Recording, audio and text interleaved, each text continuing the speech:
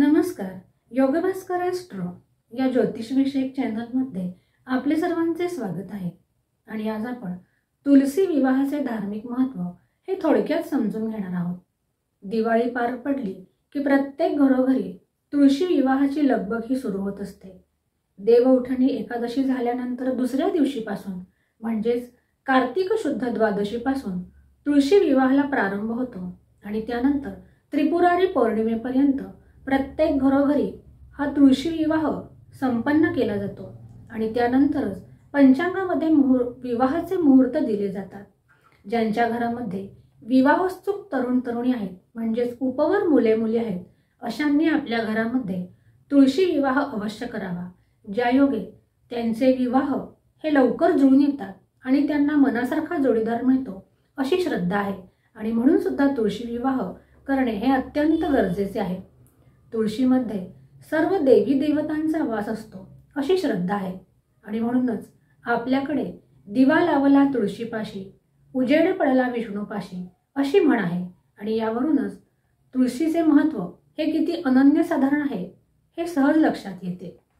तुळस ही आयुर्वेदामध्ये सुद्धा अत्यंत वर्णन केलेली अशी वनस्पती आहे. आयुर्वेदामध्ये तुळशीचे अनेक उपयोग सांगितलेले आहेत. तुळस ही गुणाने तीक्ष्ण आहे आणि ती कफग्न आहे आणि म्हणूनच आयुर्वेदामध्ये अनेक प्रकारच्या आजारांवर तिचे अनेक उपयोग सांगितलेले आहेत. तुळशीच्या एका पानाने सुद्धा श्रीहरी विष्णू हे प्रसन्न होत असतात. श्रीहरी विष्णूंची पूजा ही तुळशी पत्राशिवाय अपूर्ण मानली जाते. नैवेद्यावर सुद्धा तुळशी पत्र ठेवल्याखेरीज तो नैवेद्य पूर्ण होत नाही. असा नैवेद्य हा अपूर्ण मानला जातो. एका तुळशीपत्राने सुद्धा श्रीहरी विष्णू हे प्रसन्न होत असतात. मृत्यू समयी सुद्धा मृतकाबरोबर तुळशी काष्ट जर ठेवले तर असा जातक हा वैकुंठेचे गमन करतो अशी आपल्याकडे आख्यायिका आहे आणि म्हणूनच त्यासाठी मृतकाबरोबर तुळशी काष्ट ठेवण्याची प्रथा ही आपल्याकडे आलेली आहे. तुळशीच्या सानिध्याने तुळशीच्या आजूबाजूची हवा ही सुद्धा शुद्ध होत असते आणि म्हणूनच सनातन संस्कृतीमध्ये दारामध्ये तुळस लावण्याची प्रथा ही पूर्वापार चालत आलेली आहे. दारामध्ये जर तुळस असेल तर हे अतिशय शुभ लक्षण मानले जाते.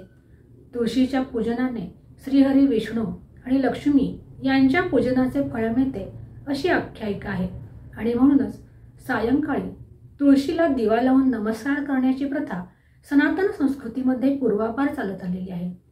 तुळस ही जंतुघ्न आहे त्यामुळे तुळशीच्या आजूबाजूची हवा ही सुद्धा निर्जंतुक होत असते आणि म्हणून सुद्धा ही तुळस आपल्या संस्कृतीत अत्यंत पवित्र अशी मानलेली आहे. अशा या तुळशीचा विवाह आपल्याकडे दिवाळी झाल्यानंतर कार्तिक शुद्ध द्वादशीपासून त्रिपुरारी पौर्णिमेपर्यंत श्रीकृष्णाशी लावण्याची प्रथा आहे. त्यासाठी गोरज मुहूर्ताचे नियोजन केलेले आहे. गोरज मुहूर्त म्हणजे सायंकाळचा मुहूर्त. अशा दिवशी उसाचा मांडव घालतात. पणत्यांची आरास केली जाते. सुशोभित अशी रांगोळी घातली जाते आणि संपूर्ण परिसर हा सुशोभित केला जातो. सायंकाळी तुळशीला नवीन वस्त्र सौभाग्यालंकार हे प्रदान केले जातात आणि तिची सजावट केली जाते. आणि अशा तुळशीचे लग्न हे सायंकाळी गोरज मुहूर्तावर श्रीकृष्णाशी लावतात. बऱ्याच ठिकाणी तुळस आणि शाळीग्राम यांचा देखील विवाह लावण्याची प्रथा आहे. शाळीग्राम हे श्रीहरी विष्णूंचे अमूर्त असे रूप आहे. असे पूजन केल्यानंतर आंतरपाठ धरून मंगलाष्टका सुद्धा म्हटल्या जातात आणि त्यानंतर मंत्र पुष्पांजली म्हणून आरती केली जाते. त्यानंतर तुळशीचे कन्यादान सुद्धा केले जाते. घरातील उपवर कन्येला श्रीकृष्णासारखा पती मिळावा अशी प्रार्थना सुद्धा यावेळी करण्याची प्रथा आपल्याकडे आहे. आणि तुळशी विवाहाबरोबरच चातुर्मास्याची सांगता होत असते आणि त्यानंतरच पंचांगामध्ये विवाहाचे मुहूर्त दिलेले असतात. म्हणजे समाजातील उपवर मुलामुलींचे विवाह हे तुळशी विवाहानंतरच संपन्न होत असतात. त्याची म्हणजे तुळशी विवाहाची कथा ही सुद्धा अत्यंत रोचक आहे. त्याची सुद्धा आता आपण थोडक्यात माहिती करून घेऊया. तुळस ही जालंधराची पत्नी ही वृंदा होती. म्हणजे तुळस ही पूर्वाश्रमीची वृंदा होती. वृंदा ही श्रीहरी विष्णूंची परमभक्त होती आणि त्याचबरोबर ती जालंधराची पत्नी होती. वृंदा ही अत्यंत पतिव्रता अशी नारी होती आणि जालंधर हा असुर होता. त्याने सर्व जगताला त्राहिमाम करून सोडले होते आणि म्हणून त्याचे पारिपत्य करणे हे गरजेचे होऊन बसले होते.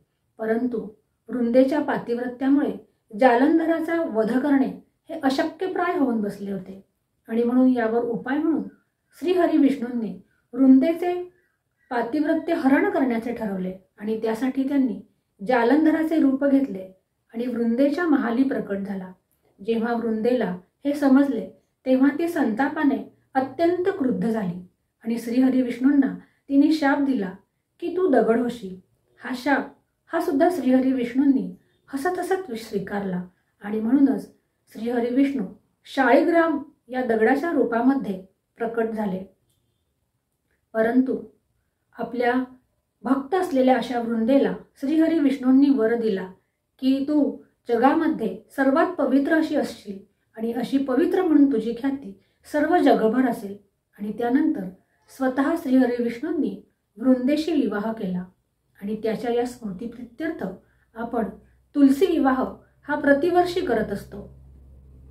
अशी ही वृंदेची कथा आहे. वृंदा म्हणजेच तुळस आहे आणि तुळस ही पूर्वाश्रमीची वृंदा आहे आणि ती श्रीहरी विष्णूंची अत्यंत प्रिय अशी भक्त होती आणि म्हणूनच आपण तुळशी विवाहाची प्रथा ही पूर्वापार पाळत आलेले आहोत. आणि तुळशी विवाह झाल्यानंतर मानवी जीवनामध्ये विवाहाचे मुहूर्त म्हणजे विवाहाची योजना ही केलेली आहे. अशा प्रकारे आज आपण तुळशी विवाहाचे महत्त्व हे जाणून घेतलेले आहे. अशाच प्रकारच्या नवनवीन ज्योतिषीय आणि धार्मिक विषयांच्या खात्रीशीर माहितीसाठी चॅनलला लाईक आणि सबस्क्राईब नक्की करा आणि त्याचबरोबर बेल आयकॉनचे बटन प्रेस करायला सुद्धा विसरू नका. ज्यायोगे आमच्या व्हिडिओच्या नोटिफिकेशन्स तुमच्यापर्यंत सर्वात आधी पोहोचण्यास मदत मिळेल. आज आपण येथेच थांबूया. पुन्हा भेटूया एका नवीन ज्योतिषीय विषयासह. तोपर्यंत नमस्कार.